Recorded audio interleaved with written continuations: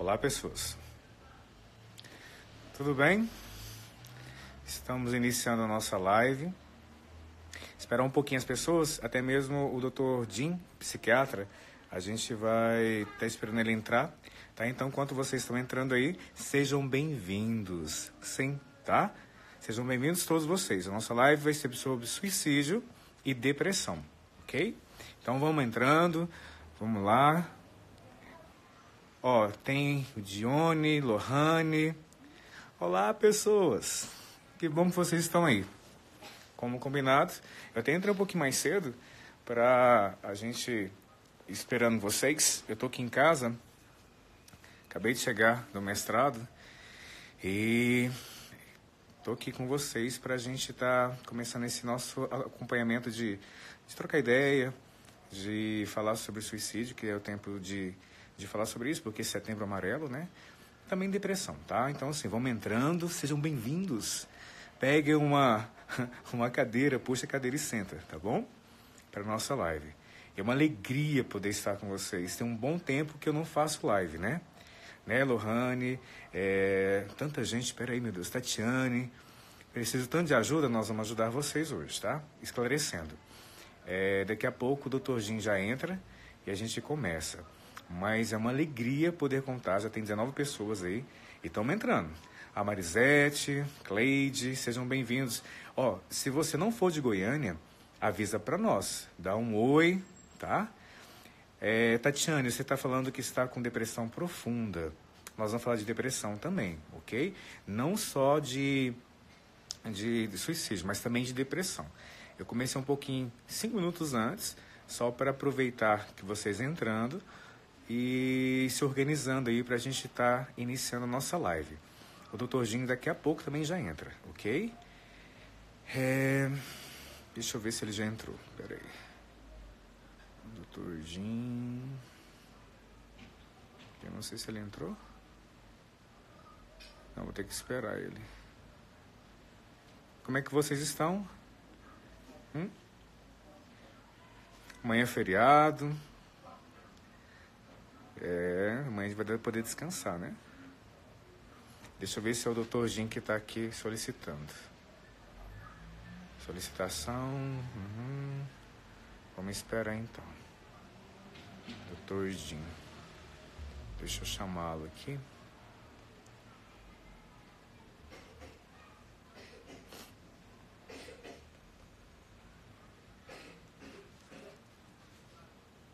Vamos esperar um pouquinho, tá?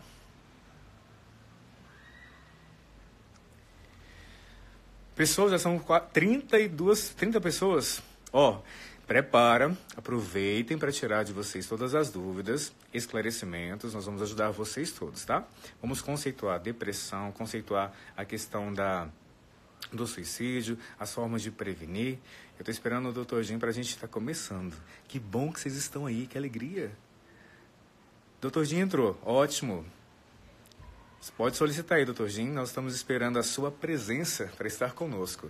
Nós já temos algumas pessoas que já estão aí só esperando. Isso, ele solicitou, deixa eu ver aqui. Vamos lá. Ok. Dr. Jim, tá aguardando. Tem muita gente na sala já ansiosos para estar a gente começando esse nosso bate-papo. Boa noite, Cláudio. Olá, pessoa. Seja bem-vindo, né? Nós Muito estamos aguardando você, tá? Com certeza. Eu me sinto muito honrado em poder participar com vocês aqui dessa live, dessa transmissão ao vivo, principalmente de um assunto tão interessante como esse, hein, doutor Cláudio? É verdade. E eu estava até explicando para eles, Jim, a questão, assim, a intenção nossa de estar hoje ajudando, e já tem algumas pessoas que colocaram que estão em depressão. Então, assim, nós vamos esclarecer de uma maneira bem tranquila, bem clara, né? A gente vai até tentando até trazer uma linguagem mais acessível para a gente poder hoje proporcionar para cada uma das pessoas que estão aí, ou para as pessoas que eles conhecem, um esclarecimento e uma forma de ajudá-los. Que bom. Muito importante, né, Cláudio? Porque o Brasil é um país onde as taxas as estatísticas do suicídio vêm aumentando. Apenas 14 países no mundo a estatística aumenta. O Brasil é um deles. Nos outros países todos as estatísticas do suicídio vêm diminuindo. Então, algo tem que ser feito para a gente, de uma certa forma, ajudar essa população. Então, a iniciativa nossa hoje é essa parceria com o Dr. Jim para nós esclarecermos, aliando psicologia, aliando a questão da psiquiatria para melhor ajudá-lo. Então, vamos esclarecer. A questão do suicídio e a questão da depressão. São duas patologias que, às vezes, geralmente, elas estão nessa comorbidade. Elas caminham juntas ou não necessariamente, né? Mas, assim, vamos aproveitar que o psiquiatra está aqui e colocar para nós, a princípio, a questão da depressão. Jim, esclarece para nós, para quem está na sala, que já são 36 pessoas, que a gente mal começou a nossa live, a questão da depressão. Né? Fale um pouquinho para nós sobre a depressão. Maravilha. Cláudio, antes de eu começar a falar na depressão, eu vou pedir para o pessoal dar um oi, dar uma boa noite e marcar algum amigo que saiba que precisa escutar, precisa ver esse conteúdo. É verdade. Porque, hoje, mais cedo, eu gravei um vídeo, postei no meu perfil, falando exatamente como a depressão ela diminui a capacidade da pessoa discernir bem, diminui a capacidade da pessoa sentir que pode ter uma saída. E é um momento onde alguém de fora, trazendo uma proposta de uma esperança, é fundamental. A depressão, Cláudio, é a doença do desprazer, do desgosto, da falta de perspectiva de futuro. Muitas pessoas manifestam a depressão não como melancolia, mas como irritabilidade, sabe? Às vezes alguns pacientes falam, eu dou o diagnóstico, olha, você está com depressão. Aí a pessoa fala, não, doutor, mas eu não sou triste. E aí eu explico, porque algumas pessoas não se dão, assim, digamos assim, o direito da melancolia, mas ficam extremamente irritados, porque existe dentro do coração um desprazer geral. Então parece que qualquer frustraçãozinha a mais que aparece é a gota d'água. Então o tempo todo a pessoa está a ponto de explodir, digamos assim. Então, assim, falar também que a gente, uma coisa que é interessante de colocar para as pessoas, nem tudo é depressão. Para que a depressão ou qualquer patologia seja colocada como uma doença, é preciso ter no mínimo 5 sintomas, né? A gente precisa ter critério, porque senão a gente vai achar que tudo é depressão ou qualquer coisa do gênero, e na verdade não. A gente precisa entender a frequência desses sintomas, né? A intensidade que esses sintomas estão e a gravidade que eles levam. Então, assim, não só porque eu estou triste, né? Assim, Dinho, eu falo para meus pacientes, que significa que eu estou depressivo. A vida não é também essa exigência contínua de ser feliz. A gente tem que entender isso. É porque a gente, hoje eu não estou feliz, hoje eu não estou legal, hoje eu estou choroso. Tá, mas por quanto tempo você está assim? Tem muito tempo que você está? Tem um mês aproximadamente, algumas semanas?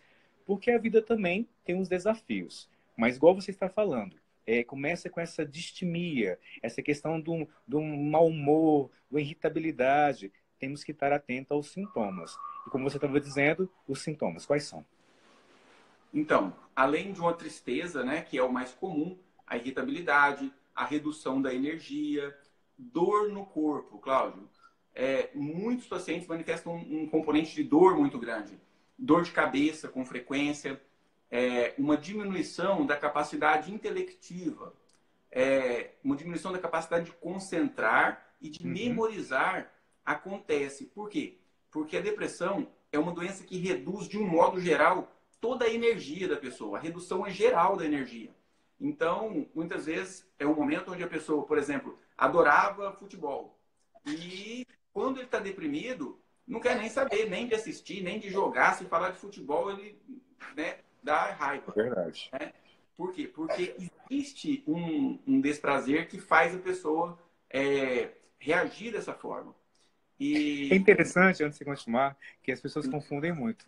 Gente, olha, eu sempre indico os meus pacientes para esse rapaz que está aqui, o Dr. Jim.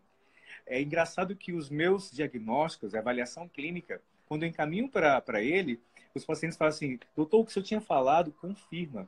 Então, assim, essa nossa parceria não é só agora na live, nossa parceria é terapêutica mesmo. Então, ele vai falando, eu vou lembrando de coisas que os nossos pacientes vão colocando. Então, uma coisa é certa, Não ter interesse para determinadas coisas, ok, é natural. Mas o depressivo, né, Dinho, ele vai perdendo a disposição, o interesse de uma forma geral. Não é assim, eu não quero ir hoje em tal lugar. Não, eu começo a me desinteressar e a buscar o isolamento, porque uma das características também da depressão é o isolamento. Esse contato com o outro e vai se perdendo. Então, a coisa vai sendo generalizada. Né? Porque a gente às vezes acha que é pontual. Não quero ir em tal lugar. Não, depressão ela vai generalizando. Ela vai minando a energia, a disposição, o ânimo da pessoa, que é esse movimento da vida, num sentido geral e amplo. Não é assim, Jim? Com certeza, Cláudio. E essa nossa parceria tem dado excelentes frutos, viu, Cláudio? Os pacientes retornam lá comigo, com certeza, com uma recuperação muito grande. Eu vejo claramente que um psicólogo, por exemplo, que eu já ouvi muitos psicólogos dizendo, que medicação só serve para dopar, medicação não ajuda, eu sou contra a medicação. Esse profissional, ele está, digamos assim, privando o seu cliente de um benefício que é muito grande, que é o da medicação. E muitas vezes já vi psiquiatras, Cláudio, falando que a psicoterapia não serve, tem só que medicar, que é um remédio que resolve. Não. E precisa das duas partes dessa abordagem, por quê? Existe um desequilíbrio nos neurotransmissores onde o remédio age e abre uma possibilidade, uma janela para pensar, para a pessoa ter uma perspectiva mais positiva. Mas o remédio não coloca conteúdo. Quem coloca, quem ajuda, quem traz insight é você, meu amigo. Somos nós, né? E nós também. A É minha abordagem interessante. é mais breve, né? Assim, Isso. sou Para terapeuta maneira. Isso. trabalho com a constelação familiar, mas Isso. na psiquiatria, a minha Hum. abordagem é bem breve, sabe? Uma coisa legal que o Jim está colocando, e para você que está nos assistindo, a medicação ela vai trabalhar a questão da sintomatologia. Estou depressivo, a medicação é orientada pelo psiquiatra, no caso do meu amigo Jim, vai retirar a sintomatologia, esse desconforto que a doença, no caso da depressão, traz. O meu trabalho psicológico é trabalhar a nível de pensamento, porque a depressão ela traz uma visão de túnel, o negativismo, o pessimismo. Aí o que eu faço dentro da terapia? Essa reestruturação na forma de pensar, de perceber a vida. Então, não dá para a gente pensar em tratamento psiquiátrico no sentido depressão, e depois a gente vai falar do suicídio, sem essas duas parcerias. Porque o remédio no contexto da sintomatologia, a psicologia no contexto de como eu respondo às demandas, né? Como é que eu vou responder à dor, como é que eu vou responder à frustração, como é que eu vou responder à perda, que são coisas que são motivacionais ou são causas de algumas depressões. Além da questão do organismo, que é uma questão endógena, tem as questões também do ambiente. Às vezes a gente não sabe inicialmente, então a gente tem que fazer essa avaliação psicológica e avaliação psiquiátrica. Para você que está nos ouvindo, nos acompanhando, esses são mais ou menos as luzes que nós da psicologia, da psiquiatria, estamos oferecendo para você. E podem fazer também as perguntas, né, Jim? Pode começar as perguntas aí, né, o pessoal? Com certeza. Eu estou vendo aqui a Márcia Romênia colocando um monte de interrogaçãozinha aqui, né? Ela está perguntando, quando uma criança se denigre e se autopune e fala em suicídio, Márcia, isso é um sinal muito claro que essa criança precisa de um auxílio. E pensa bem, se o seu carro estraga, você não vai lá tentar mexer assim sozinho. Você precisa de um auxílio, né? Assim, hoje em dia nós temos os profissionais que são capacitados para cada área. E a criança tem todo um jeito de ser individual, específico, que merece uma abordagem específica. E um bom terapeuta pode ajudar não só essa criança, mas pode ajudar os pais a lidar com essa criança, sem dúvida alguma. Alguns casos, a criança até precisa de medicação, mas a psicoterapia é de imediato. Uma coisa legal, né? O que ela está colocando é o comportamento autolesivo. Então, a criança pode se cortar? Sim. O que a gente entende disso? Isso pode ou não levar para o suicídio, tá? Na verdade, o comportamento autolesivo é uma forma de falar aquilo que não consegue se expressar. Então, o corpo vai demonstrando com determinadas atitudes. Então, o comportamento autolesivo, a criança está denunciando algo que está como conflito. como algum desconforto emocional. Então, a gente até escuta relatos que ela corta a si mesma porque a dor física é menor do que a dor emocional ou psíquica.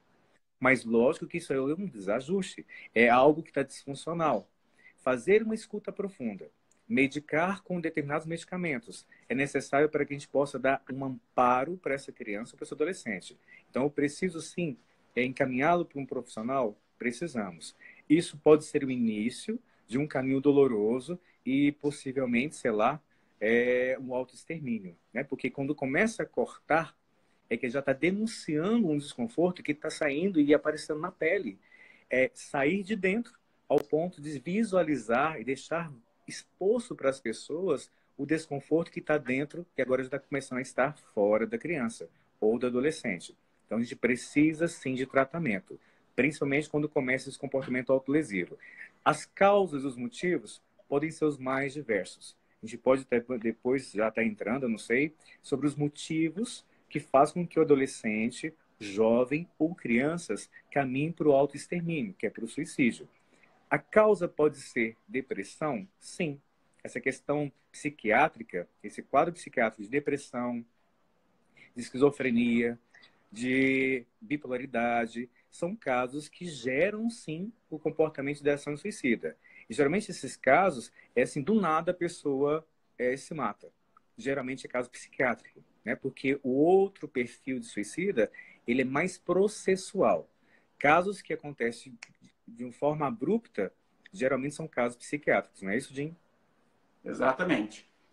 Eu acho que a gente com certeza pode entrar mais profundamente no tema, que uma horinha de live parece que passa voando. É verdade. E é verdade. E a depressão, ela tem algumas causas muito claras. Uma causa, ela é genética, né? Então, uma pessoa que tem familiares de primeiro grau com depressão, tem uma chance maior de ter depressão. E tem uma certa um certo fator cruzado, onde uma pessoa que tem depressão, se eu tenho um familiar com depressão, eu tenho uma chance maior de ter ansiedade, ou de ter transtorno bipolar, ou de ter outros tipos de transtornos. Então, existe um componente biológico, físico, que determina também os transtornos. E os transtornos mentais, eles são um fator de risco altíssimo para o suicídio. Então, algumas estatísticas apontam próximo de 95% dos casos de suicídio tendo uma doença mental tratável, diagnosticável antes. Ou seja, aquele suicídio era prevenível, digamos assim. A gente excetua daí os quadros de descontrole do impulso, onde a pessoa faz uma coisa no impulso, ou seja, não tinha um transtorno mental, talvez, com mais impacto na vida, mas no descontrole do impulso ele pega e comete suicídio. E entre os transtornos mentais, os que mais são associados ao suicídio é realmente a depressão, o transtorno bipolar, a esquizofrenia e a dependência de álcool e drogas.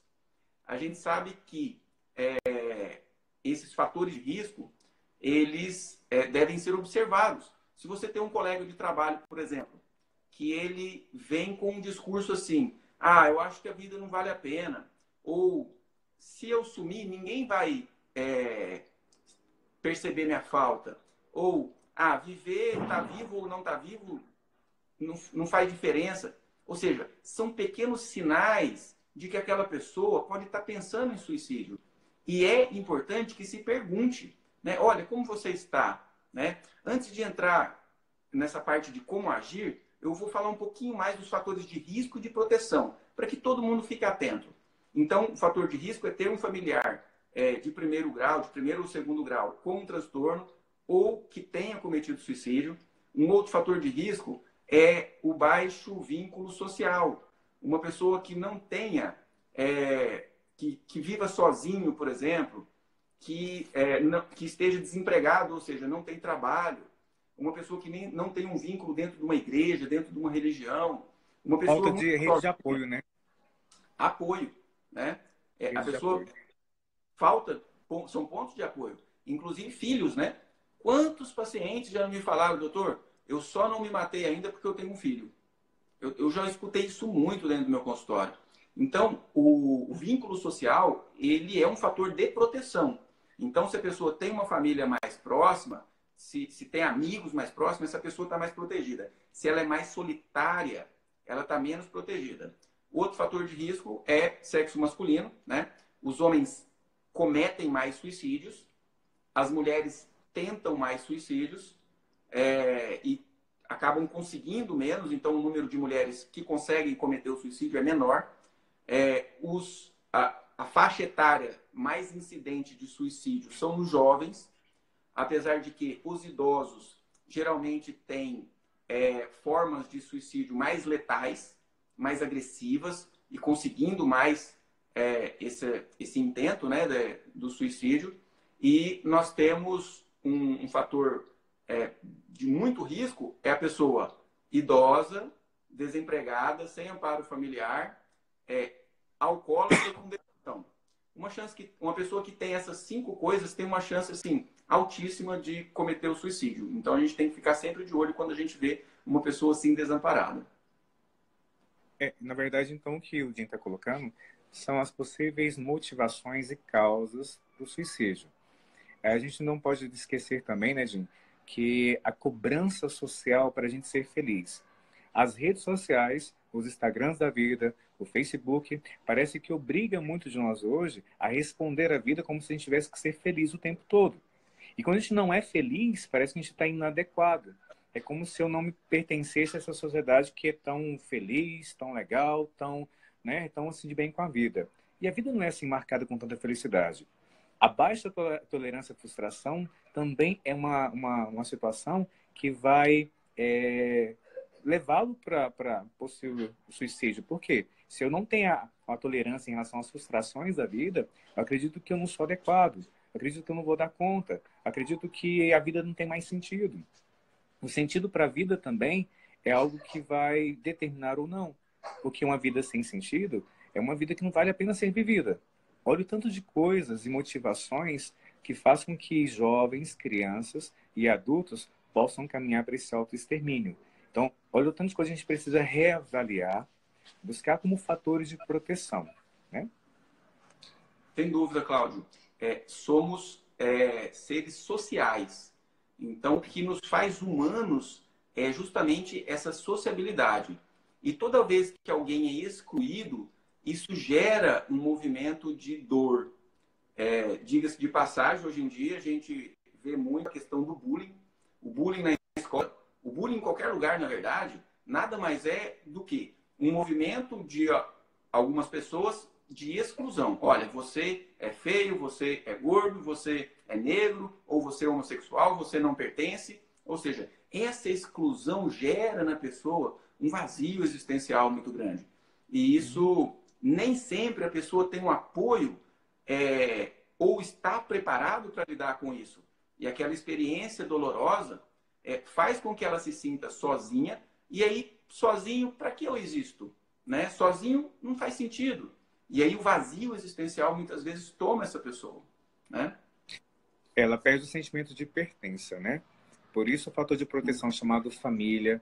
Até perguntaram também, Idin, a questão da igreja. A igreja é uma forma de dar amparo? Sim. A igreja ela traz o amparo emocional e psicológico, porque espiritualmente essas dimensões emocionais e psicológicas são alcançadas pelo fenômeno religioso. Então, a religião ajuda? Sim. Eu conheço pacientes meus que não tentaram contra a própria vida, porque em relação à questão da moralidade, em questões de fé, até mesmo questões de compreensão de céu e inferno, frearam as suas tentativas. Mas a gente precisa, obviamente, amadurecer mais isso, aprofundar, não só o aspecto da fé, mas o aspecto também do autoconhecimento, do amor próprio. A gente percebe que pessoas que têm a questão do autossuicídio, a questão do suicídio, elas precisam se redescobrir, porque a secularização traz esse desencantamento pela vida. A gente perdeu o desencanto, a gente não tem mais encantamento pelas coisas. Parece que tudo é muito vazio, tudo é muito líquido, né? Igual o Baum coloca, é uma sociedade muito líquida que a gente não se sente inteiro.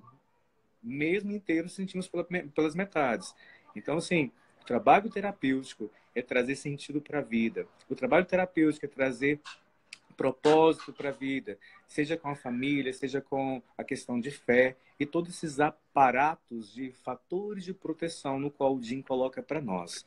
Vocês observam que a coisa é mais ampla e uma coisa muito clara: ninguém quer tirar a própria vida, a gente quer tirar a dor, mas obviamente essa dor está onde? No nosso corpo, dentro da gente. A tentativa de tirar a dor pode ser um passo para o autoextermínio.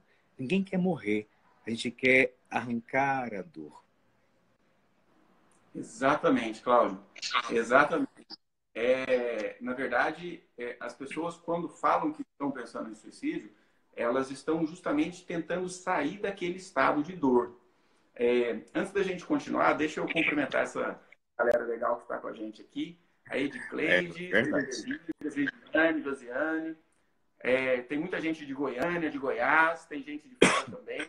Doutora Cíntia, Silvia Souza, sejam muito bem-vindas. A Júlia Cigarini, minha esposa. Tá aí mestrado, seja bem-vinda. Pois é.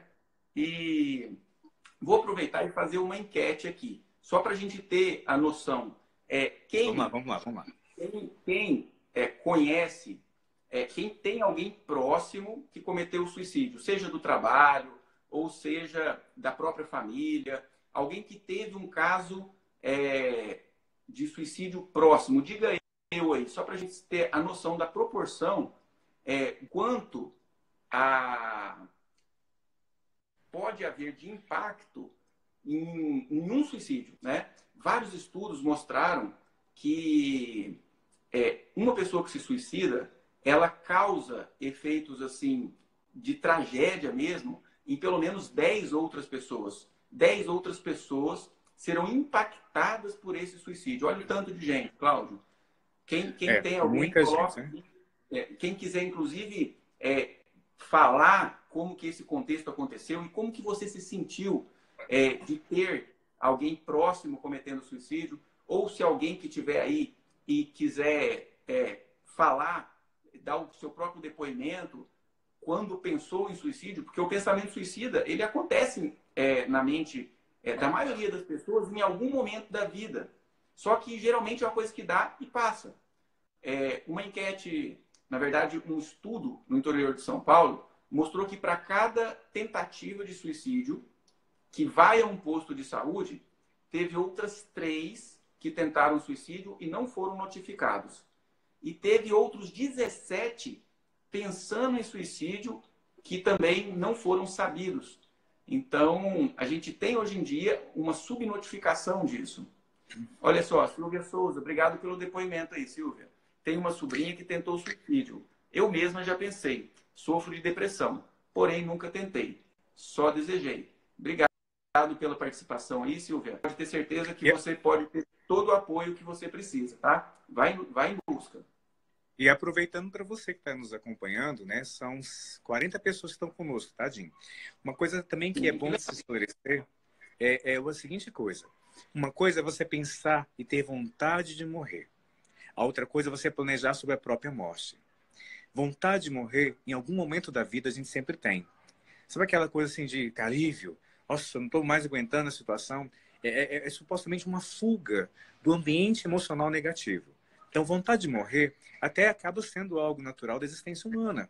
Mas pensar sobre a própria morte, planejar a própria morte, e ao ponto de começar a caminhar para a execução disso, isso é patológico, isso é um comportamento suicida, uma ideação. A coisa começa na ideação suicida. Eu começo a idealizar a minha própria morte ao ponto que eu vou ter um comportamento suicida. Então, inicialmente, a ideação e depois o comportamento. Lembrando que pensar em morrer, a gente às vezes quer. A gente pensa, vontade de morrer.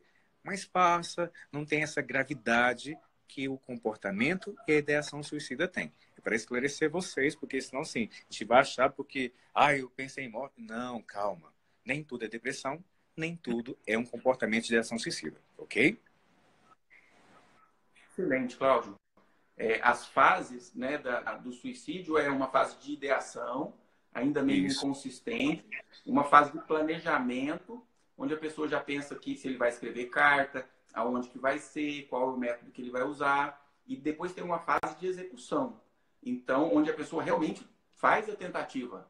E vários estudos que entrevistou pessoas que tentaram suicídio e não conseguiram, ou seja, sobreviveram à tentativa, vários estudos mostraram 97% que no meio do caminho a pessoa arrependeu. Na hora que ele estava lá naquela agonia da morte, ele falou, nossa, o que, que eu fiz? Ele arrependeu. E depois, estando em tratamento, a pessoa se vê que nunca mais faria aquilo de novo. Daí a gente pode ver o quanto a percepção de realidade da pessoa naquele momento vai estar alterada. A Carla Oliveira está perguntando, antidepressivos no início do tratamento pode causar ideação suicida?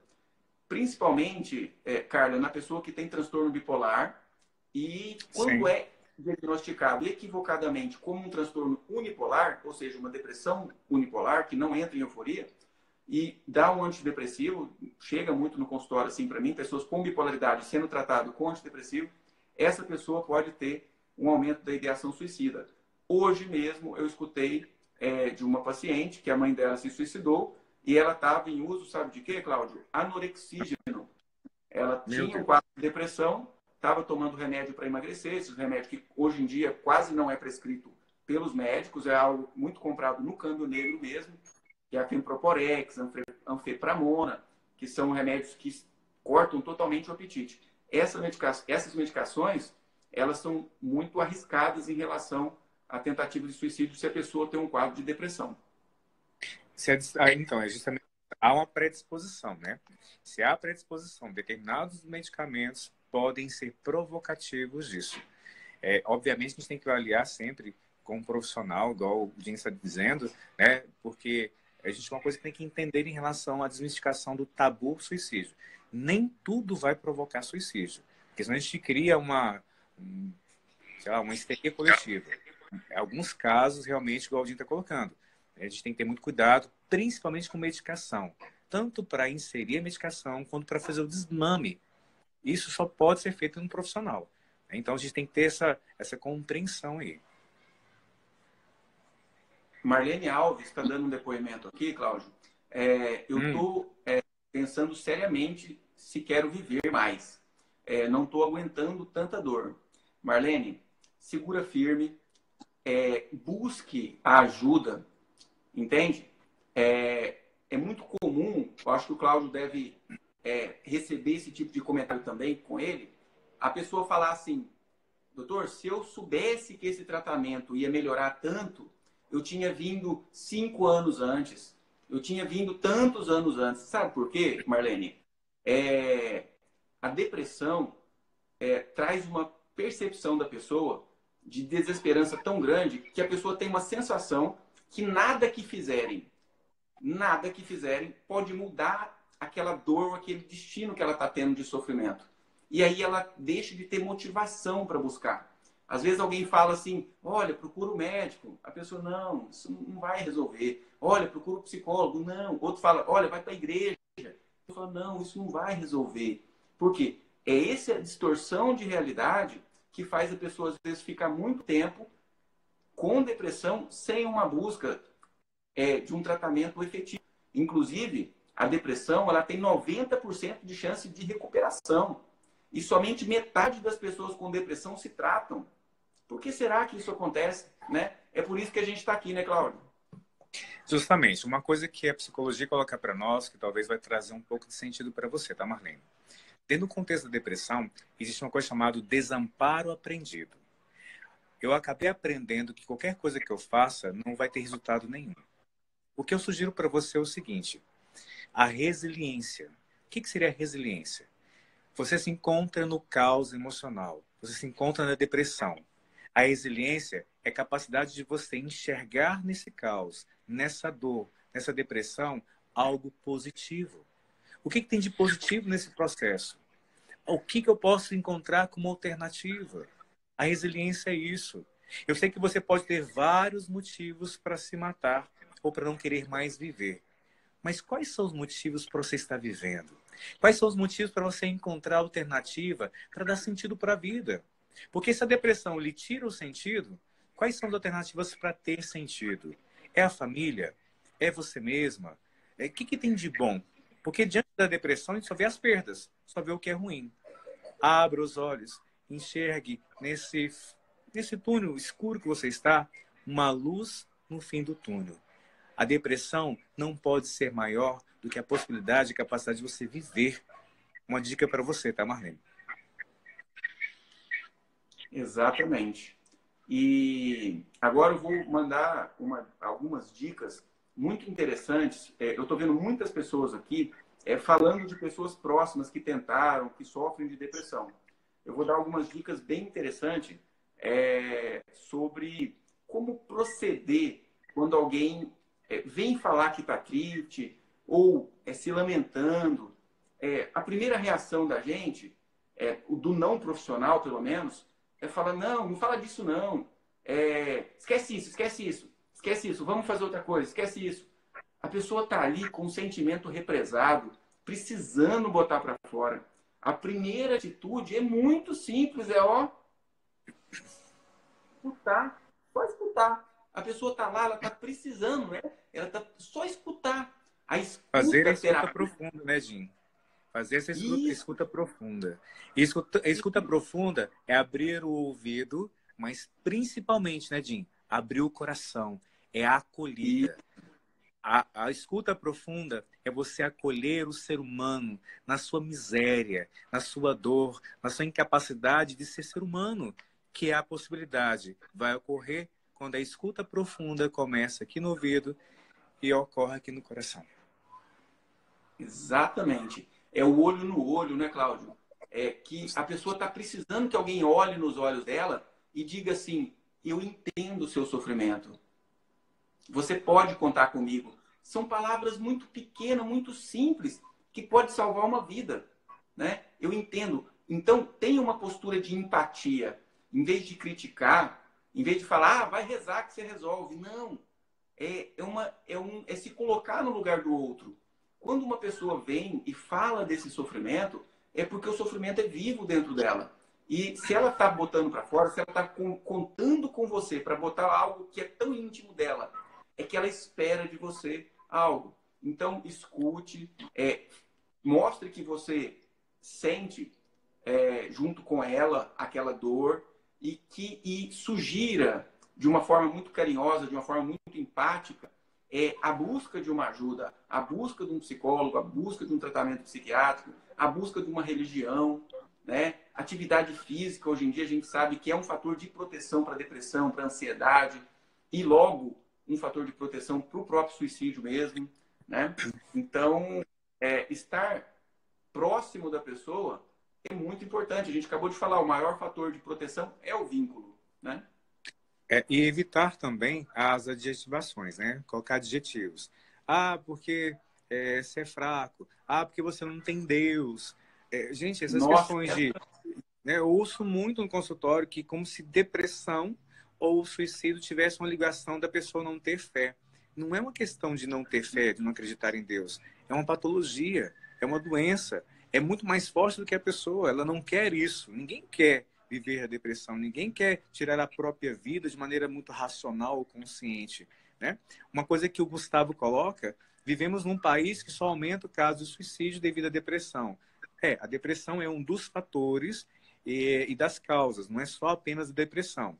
E também ele fala que como é que vai viver num país que está tão difícil, tão cheio de corrupção, lembrando o seguinte, a gente tem essas questões externas, mas a gente tem o nosso mundo interno que se eu conseguir tratar dele, cuidar dele, respeitar, amar esse mundo interno, possivelmente o mundo externo vai ser um pouco melhor.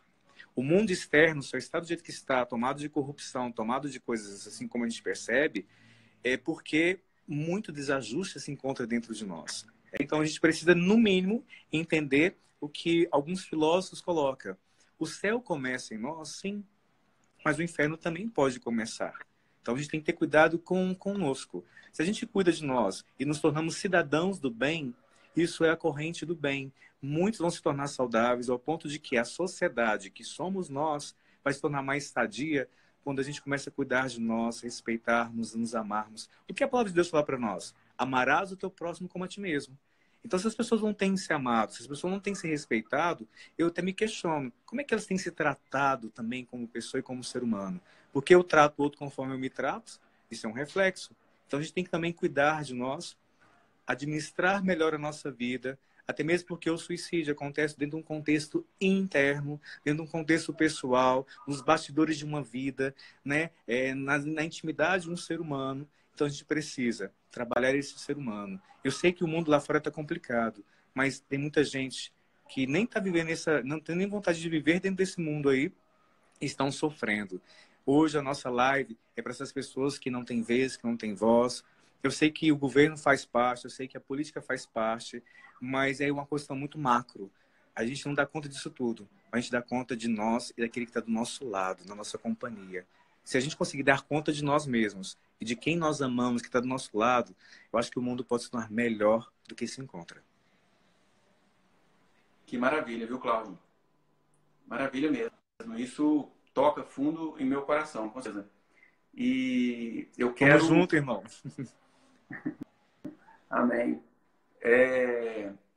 Eu quero propor para vocês todos fazer uma reflexão. Vamos supor que alguém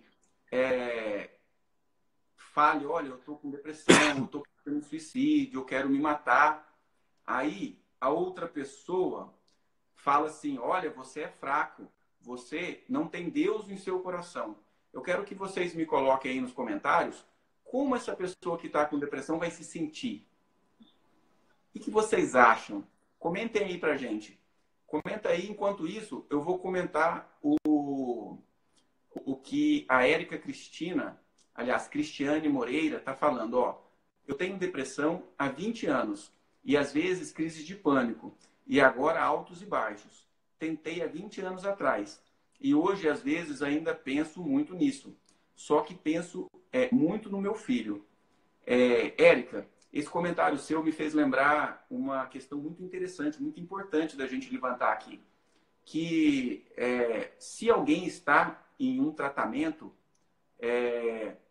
a pessoa tem que se questionar. Esse tratamento está dando certo? Na verdade, não é só um tratamento que tem que ser questionado se está dando certo. É tudo na vida. O meu relacionamento está bom? Eu estou satisfeito com o meu trabalho? O que pode ser feito para mudar? Então, nós que somos profissionais da saúde mental, nós visamos que a pessoa tenha uma excelente qualidade de vida. Então, eu recebo muitas vezes no meu consultório alguns pacientes falando assim, ó, doutor, já trato há 20 anos, igual você está falando aí, mas eu nunca fiquei bem. Aí eu fiquei pensando, gente, mas 20 anos em tratamento, nunca ficou bem? Né? Algo tem que ser questionado. Por que nunca ficou bem? Qual recurso que não foi utilizado para chegar numa recuperação? Para chegar num estado onde a pessoa se sentiria satisfeita com a resposta a esse tratamento. Então, isso tem que ser sempre questionado, porque a pessoa vai, muitas vezes, lá no meu consultório, achando que eu vou prescrever o remédio e o remédio vai mudar a vida dela, e não muda. Não muda. Tem muitas outras coisas a serem mudadas, tem questões de relacionamento, tem questões da relação da pessoa mesmo com os próprios pais, com o próprio sistema familiar, tem a relação da pessoa mesmo com a vida. Eu vi aqui o Gustavo falando, né, Gustavo? Gustavo Mazaro. Obrigado pela participação aí, tá, Gustavo? No Brasil não tem como viver feliz. Essa afirmação sua, Gustavo, ela é muito perigosa. Sabe por quê? Porque eu acredito que de tudo que acontece com a gente, a influência que tem em mim, 90% é como eu tomo o acontecimento. 10% é o próprio acontecimento. 10% é o acontecimento. Por exemplo, uma doença grave, uma violência. 10% é o que acontece. 90% é como eu vejo o que aconteceu.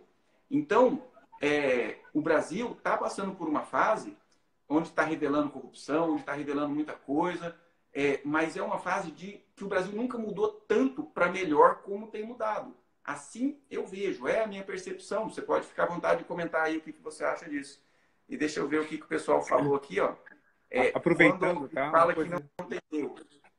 Ó, aproveitando, antes que você lê a próxima pergunta aí, A crise talvez seja a única possibilidade da mudança. Às vezes nós não mudamos na bonança, no tudo bem, no tranquilo, porque é zona de conforto. Agora, a crise nos desinstala da nossa acomodação para gerar e buscar mudança. Talvez seja uma fase extremamente legal, bem-vinda para o Brasil, porque se está vindo à tona tanta crise, tanta coisa ruim, a grande possibilidade do algo bom, daquilo que vai ser melhor para nós como cidadãos brasileiros, talvez seja o momento agora. Então, muitas mudanças acontecem no processo da crise. Então, eu tenho que encontrar também na crise algo positivo, algo relativo assim, tá? Se está tendo crise, então, o que tem de bom? Para que tudo isso? Então, é bom pensar nisso, né? A gente tem sempre o olhar muito negativo, a gente tem um olhar muito pessimista em relação aos fenômenos que vão ocorrendo, seja na vida social, na vida pública, na vida pessoal. Sempre é uma função, gente, de mudança. Acho que talvez nosso papel é esse. Então, assim, se está tendo muito suicídio, o que está acontecendo? O suicídio está sinalizando o quê? A depressão está sinalizando o quê? A ansiedade tem qual função? Porque se está ocorrendo esse fenômeno, o que eu preciso fazer para isso acabar, para isso mudar, para isso se transformar? Uma coisa é certa, não está ocorrendo ao acaso. Nada é ao acaso. Por isso eu preciso me posicionar. Seja diante da crise, num país ruim, seja nesses níveis, esses acontecimentos de depressão, de ansiedade, de suicídio. O que isso está falando para mim? O que isso tem ressonância dentro de mim? Aí sim é uma análise mais profunda, é uma análise mais complexa, porque a gente precisa fazer isso. Sair da quê? Da periferia, da reclamação, olhar de uma maneira mais ampla. E o nosso papel como cidadão, como pessoas que trabalham com a saúde mental e psicológica, é trazer isso para vocês. Obrigado por vocês estarem aqui conosco. Que legal, que legal. Eu costumo dizer que esse processo de releitura positivista de realidade a gente já faz durante a vida, sabe? A gente dá uma cabeçada, levanta, aprende e vai e estuda, aprende com a cabeçada dos outros, digamos assim, entre aspas. E eu costumo dizer que o que você evolui nesse processo de releitura positivista de realidade, o que você evolui sozinho em 10 anos, sozinho em 10 anos, com a ajuda de um terapeuta, você evolui em um ano. Ou seja, esse processo de ver as coisas com bons olhos, algo que está difícil pode ser uma oportunidade, pode ser um aprendizado. E quando a gente ainda está mais novo, isso vem com impacto muito grande, negativo, ou seja, diminuindo as nossas forças. Mas depois que a gente aprende a lidar com isso, dizer um certo amém para aquilo que a gente não pode mudar, né? Porque tem muita coisa que a gente não pode mudar. Quando a gente diz esse amém para o que a gente não pode mudar, sabendo que foi uma força maior que fez aquilo acontecer, a caminhada fica mais leve. E deixa eu só ver aqui, o pessoal comentou, né? Eu perguntei, quando alguém diz, olha, depressão é falta de fé, como a pessoa que está passando pela depressão se sente? A Celina Barbosa, péssimo, né? Não é isso que queremos ouvir, realmente. Essa pessoa vai se sentir ainda pior. Com certeza. Obrigado pela participação aí, viu, gente? Eu sinto horrível quando as pessoas dizem isso para mim, que é falta de Deus. E é isso, e esse sentimento é muito grande. A pessoa está lá te buscando para ter uma ajuda, você pega e dá uma ajuda errada aí, né? Então, quer dizer, abra o coração, entenda que isso é um processo que a pessoa está vivendo, que poderia ser você, poderia ser seu filho, né? Poderia ser qualquer um de nós. Uma pergunta interessante aqui, ó. Ana Paula. E quando a pessoa não quer ou não consegue fazer terapia porque machuca muito? Lembrando que a terapia não é que ela machuca, é porque ela vai fazer com que você entre em contato com as suas feridas. A ferida já está aí, né? Mas uma coisa que nós precisamos entender, o processo terapêutico é o processo de reconhecer. E as feridas, elas estão aí porque não foram tratadas. E não tem como tratar uma ferida não tocando nelas, não se debruçando diante delas. E uma coisa, a dor realmente vai ocorrer. Mas lembrando, diante das feridas e das dores, a gente entende que a cura é iminente também. né? Então, assim, a gente vai tocar algumas feridas, sem, principalmente as feridas da disposição. Se eu reconheço determinados problemas, a disposição para mudar, a disposição para me transformar, talvez seja muito mais doloroso. A mudança causa algumas dores, sim, né? Porque eu tenho que mudar a minha forma de responder diante da vida. Eu preciso mudar o meu olhar, a forma de pensar, a forma de sentir. A igreja ou a teologia traz para nós que é a metanoia.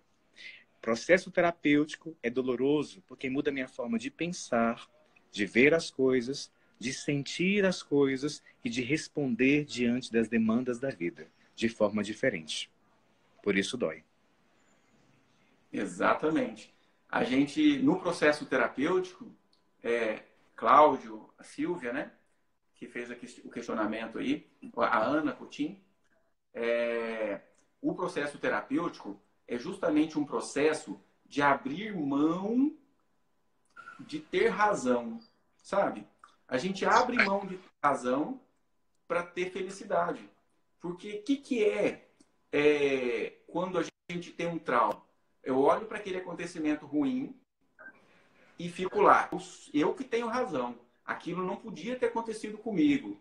Eu fui injustiçado. Eu sou uma vítima desse processo. Então a pessoa fica ali com a razão, né? Eu que tenho razão. Aí o processo terapêutico vai falar assim: olha, você não tem razão de exigir que o passado seja diferente.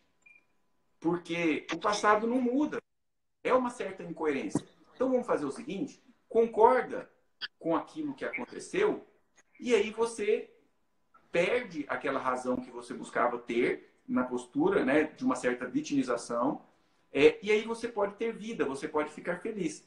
Então, por isso que muitas vezes é muito difícil o processo terapêutico, porque muitas vezes eu falo, olha, você tem que perdoar o seu pai para que você se sinta seguro. Aí a pessoa fala, não, mas como? Meu pai fez isso, meu pai fez aquilo. Sim, mas é algo que está te fazendo sofrer. Você vem em consulta me pedir para eu te dar uma ajuda em como parar de sofrer. E eu estou te falando, você precisa abrir mão. E nem sempre a pessoa está disposta, né? Mas na maioria das vezes ela faz um movimento, a pessoa cai uma ficha e fala, olha, é isso, né? Deixa eu tentar, deixa eu parar de querer mudar o que aconteceu, porque não muda.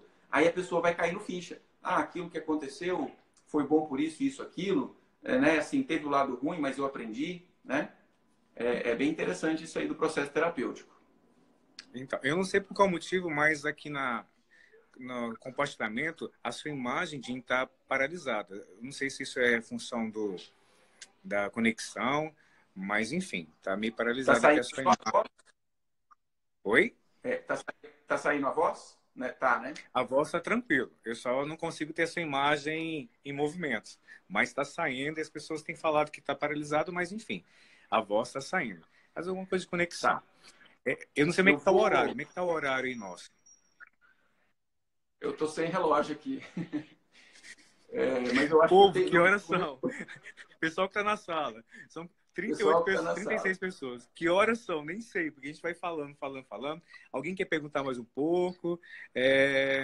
Só que passa, sabe o que é? Deixa eu ver aqui as perguntas. Enfim, alguma pergunta que vocês gostariam de falar para a gente tirar as dúvidas e fechando são 8h50. Nós temos já 50 minutos de Nossa, sério? live. oito h Nossa, eu 50 pensei já. que era 30 minutos. Já tem uns 50 minutos. Ô, pô, vocês são. Ó, agora o povo tá pondo a data aí. Ó, uma coisa que eu lembrei em relação a questões de suicídio, depressão, uma coisa é certa.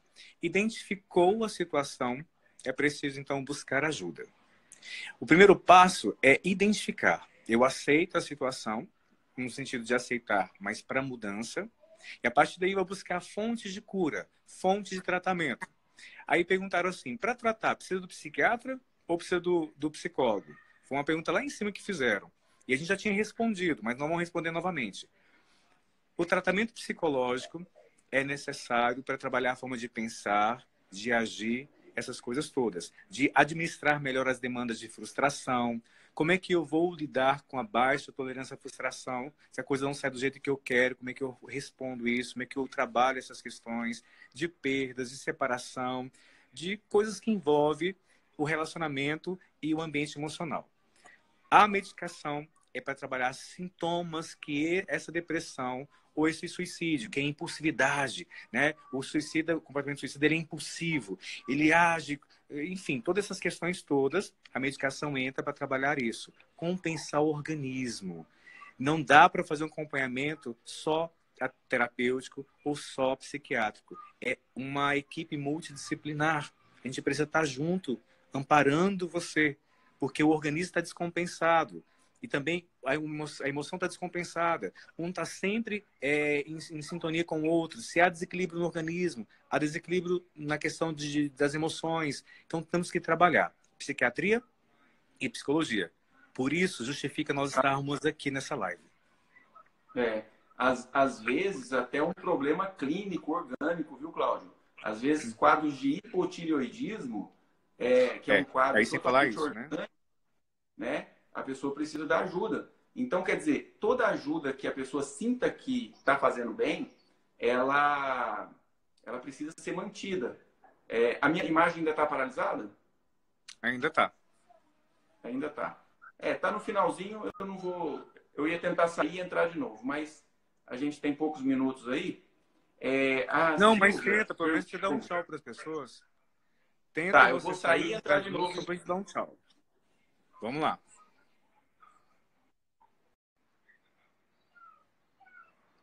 Ó, o Dr. Jim saiu, mas ele vai voltar porque estava paralisada a imagem. Ele vai logo voltar, vai pedir aqui solicitação. Nós vamos para começar a encerrar, tá? Qual a melhor linha que se tem para depressão para tratar? Aqui o Jim pediu. Vamos... peraí. Ai, meu Deus. Transmitir? Ok. Ó, a melhor linha, eu vou puxar a sardinha para minha abordagem. Hoje, a gente sabe que a linha que ajuda mais no sentido, não que as outras não ajudam, é a terapia comportamental cognitiva. Porque a terapia comportamental cognitiva, ela é diretiva, ela é pontual, ela traz algumas mudanças no comportamento. Ah, agora voltou, né, rapaz? Agora você está documentando. Agora está dando certo? Estão me vendo aí? Agora deu. Então, estou falando que perguntaram sobre a linha de abordagem mais adequada, né? A gente sabe que todas as abordagens são boas. Agora, puxando a sardinha para o meu lado, tem a questão da terapia comportamental cognitiva, que trabalha com mudança do comportamento e do pensamento. E tem outra coisa também. Além da psicologia e da terapia e da psiquiatria, existem também as terapias integrativas. O Jim trabalha com terapia integrativa, que é a sistêmica, a sistêmica e a constelação familiar, que são recursos a mais que a gente tem para trabalhar os transtornos, enfim, as questões psicológicas. Então, as terapias convencionais, que é a psicologia, com a comportamental cognitiva, e a psiquiatria. E tem as terapias integrativas, que são antigamente conhecidas como alternativas.